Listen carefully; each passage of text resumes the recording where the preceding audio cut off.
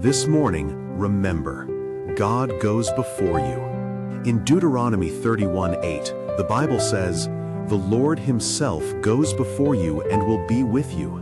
He will never leave you nor forsake you. Do not be afraid, do not be discouraged." You don't step into today alone. God is already there, preparing the way, strengthening your heart, and walking beside you. His faithfulness will never fail you. Walk with courage, for God has gone ahead of you.